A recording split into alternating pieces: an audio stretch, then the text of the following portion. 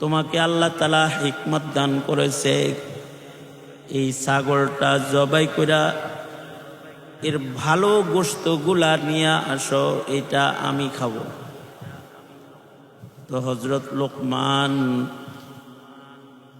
ছাগল জবাই কইরা ছাগলের জিব্বা, জবান আর ছাগলের দিল, কাল্ব নিয়ে আসছেন। এটা ছাগলের সবচেয়ে ভালো গোশত। আর একটা ছাগল দিয়ে বললেন, যাও এই ছাগলটার খারাপ গোশতের টুকরা নিয়ে আসবা, ওটার থেকে আমি নিজেকে বাঁচায় রাখবো। মানে আবার ছাগল জবাই কইরা জিব্বা আর কাল্ব, দিল লয়ে আইছেন। মনিব বলে, ভালো আনতে বললাম, তাও এই দুই জিনিস আনলা, খারাপ আনতে বললাম, এই দুই জিনিস আনলা। হযরত লোকমান বলে, যার জবান ভালো, যার দিল ভালো, তার সব ভালো। আর যার জবান খারাপ, যার দিল খারাপ, তার সব খারাপ। কারণ এই কাল্ব হলো মানব রাজ্যের রাজধানী। এটা যদি ভালো হয় তাহলে গোটা দেহের সব অঙ্গ ভালো। যার দিল ভালো তার চোখ ভালো, যার দিল ভালো তার কান ভালো, যার দিল ভালো তার হাত ভালো, যার দিল ভালো তার পা ভালো, যার দিল ভালো তার ভাবনা ভালো, আফকার সুন্দর, যার দিল ভালো তার আমল ভালো।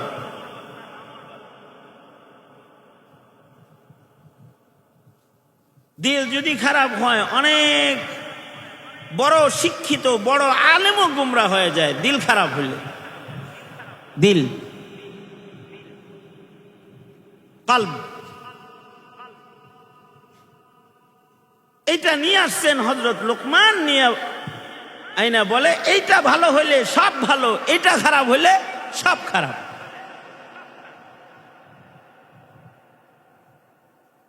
আর জবানের সাথে, জিহ্বার সাথে দিলের একটা সম্পর্ক আছে। এ কারণেই দিল ভালো করার অস্ত্র হইল জিহ্বা। জিকির করবে মুখে, কিন্তু দিল, কাল্ব ভালো হইতে থাকবে, পরিষ্কার হইতে থাকবে। আল্লাহর রাসূল বলেন, সাকালাতুল কুলুব যিকরুল্লাহ, দিল সাফ করার যন্ত্র হলো যিকরুল্লাহ। কেউ জিকির করবে তো তার দিল পরিষ্কার হয়ে যাবে, দিল সাফ হয়ে যাবে। এই জন্য আল্লাহওয়ালাদের কাছে গেলে আল্লাহওয়ালারা বলে, জিকির করো, জিকির করো। সকাল সন্ধ্যা আল্লাহর নামের জিকির করো। যত বেশি জিকির করবে, জবানে আল্লাহর নাম এটা যত বেশি আনবে, তো দিলের ভেতরে আল্লাহ তত বেশি বসবে। লিকুল্লি শাইইন সিকালাতুন ওয়া সিকালাতুল কুলুবি যিকরুল্লাহ। এজন্য জবানের ব্যবহারও অনেক চিন্তা ভাবনা কইরা নবীজি করতে বলছেন। এই আল্লাহর রাসূল বলে, চুপ করে থাইকো, মুখটারে আটকায়া জিহ্বাটারে ফ্রিজে ঢুকায়া রাখো, তো এটা ভালো থাকবে।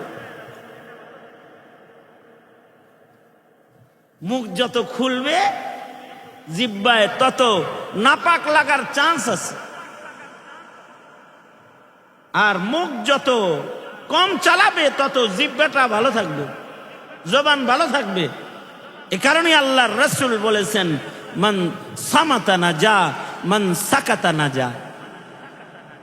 যে চুপ রয় সে নাজাত পায়। কথা কম বলা। বেশি কথা বললে মুখ দিয়া বাজে কথা বাইর হয়। কথা কম বলা চাই। আর যদি বলতেই হয় তো চিন্তা ভাবনা কইরা ভালো কথা বলা চাই, যে কথার ভেতরে খুশবু আছে, যে কথার ভেতরে শক্তি আছে, যে কথার ভেতরে পাওয়ার আছে। আল্লাহু আকবার। কিছু কথা আছে এগুলোর পাওয়ার আছে।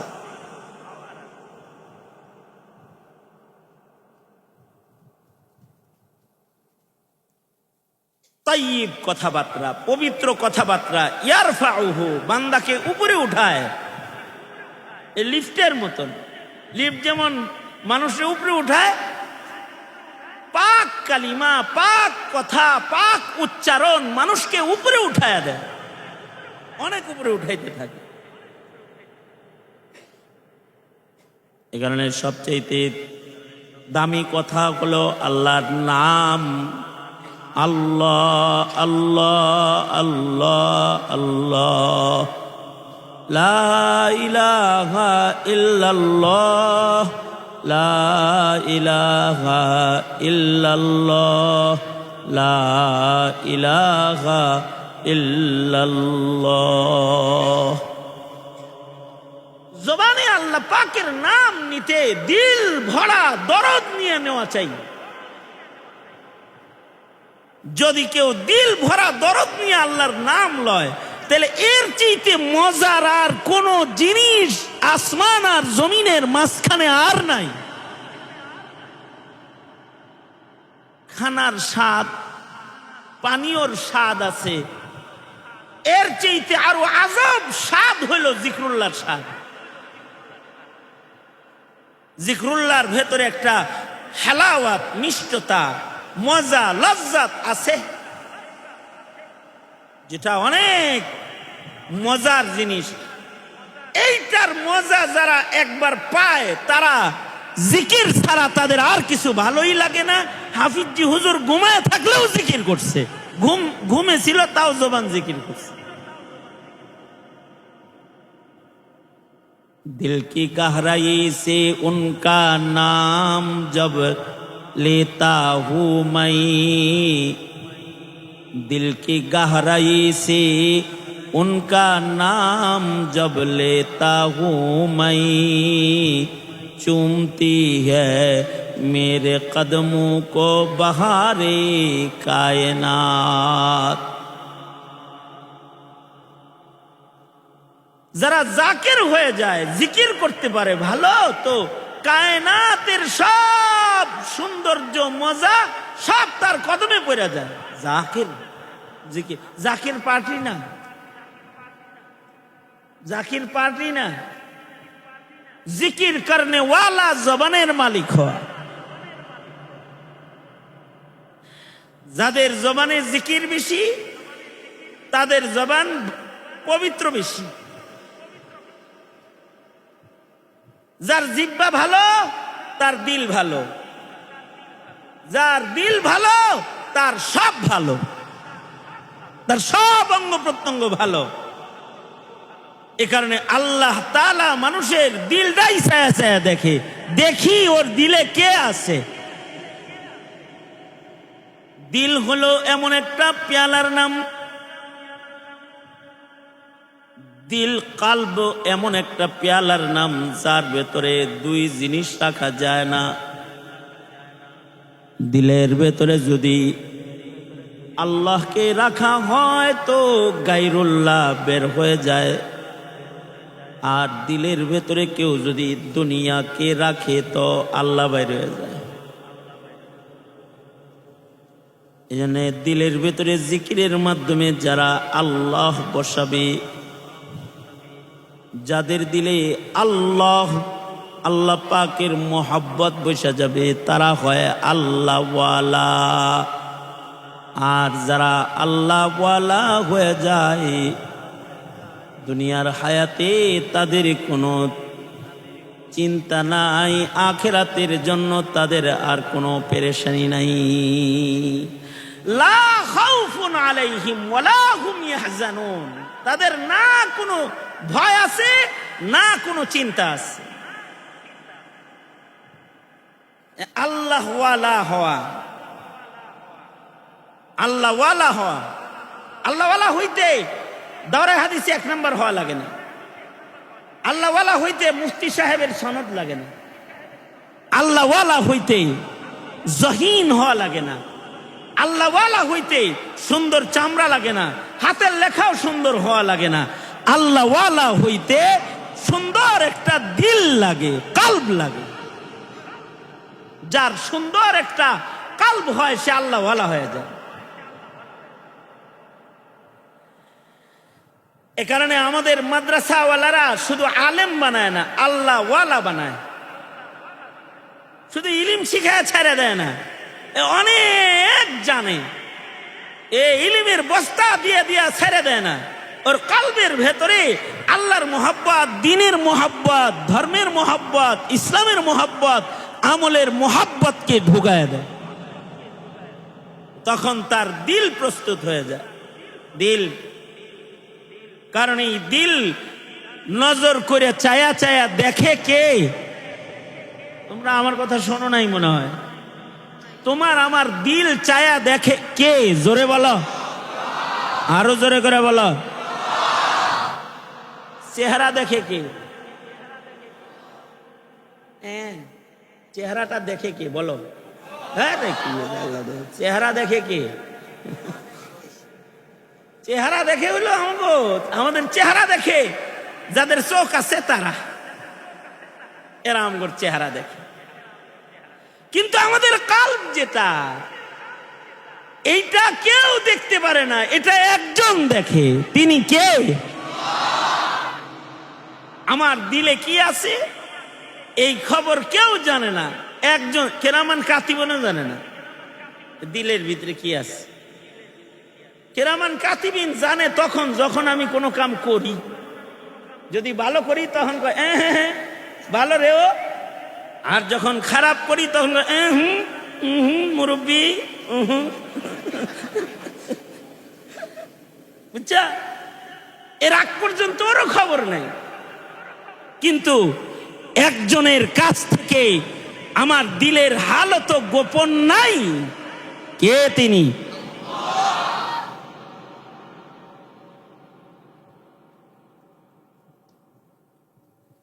মুসা আলাইহিস সালাতু ওয়াস সালাম তুর পাহাড়ে যাইতেছেন।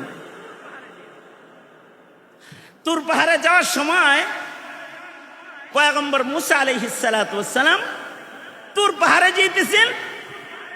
হঠাৎ করে আল্লাহর প্রেম ওনার উথলায় উঠছে। হঠাৎ করে যদি কারোর কথা মনে পড়ে তখন অন্য কাম ছাইরাও তারে যায় ধরে, কিরে তুই এখানে এনে কয় দোস্ত তোর কথা মনে পড়ছে, এরকম বলে না? এই তুই মাদ্রাসার থেকে ভাগ্যে আইসিস কে? কয় মা তোমার কথা মনে পড়ছে। পয়গম্বর মুসা আলাইহিস সালাতু ওয়াস সালাম হঠাৎ করে আল্লাহর কথা মনে হইছে। ইস, আল্লাহর সাথে কথা কওয়া দরকার। আমাকে যখন কারোর কথা মনে হয় তখন কয় এই মোবাইল কই, মোবাইল কই, পকেট হাতে আর মোবাইল দিয়ে হ্যাঁ কিরে হ্যালো মনে হইছে, আর পকেটের মোবাইল হাতে লইছে। তো পয়গম্বর মুসা আলাইহিস সালাতু ওয়াস সালামের আল্লাহর লগে কথা বলতে মনে চাইলেই সোজা দৌড় দিত একটা পাহাড়ের দিকে। সেই পাহাড়টার নাম কি?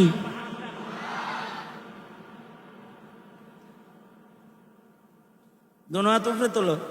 তোমরা যে আমার কথা শুনতেছো এটা বুঝি, দোনো হাত উপরে তোলো।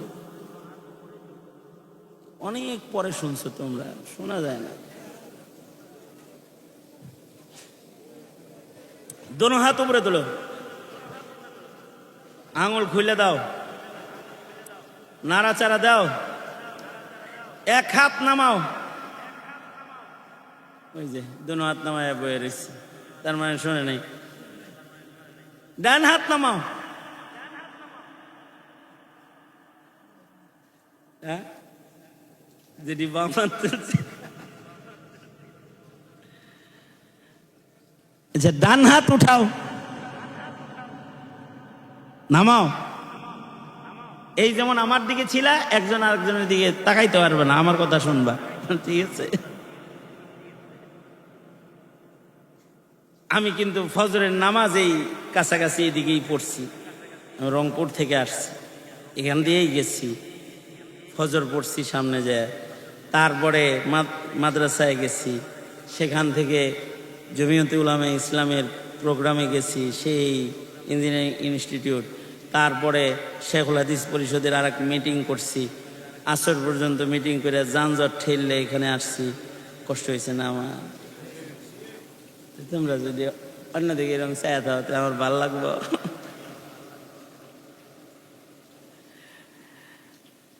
কি বলতেছিলাম? মুসা আলাইহিস সালামের আল্লাহর লগে কথা কইতে মনে চাইলে, আমরা কথা কইতে মনে চাইলে মোবাইল হাতে লই, ওনার কথা কইতে মনে চাইলেই কই দৌড় দিত? তুর পাহাড়ে। এবার তুর পাহাড়ে দৌড় দিচ্ছেন।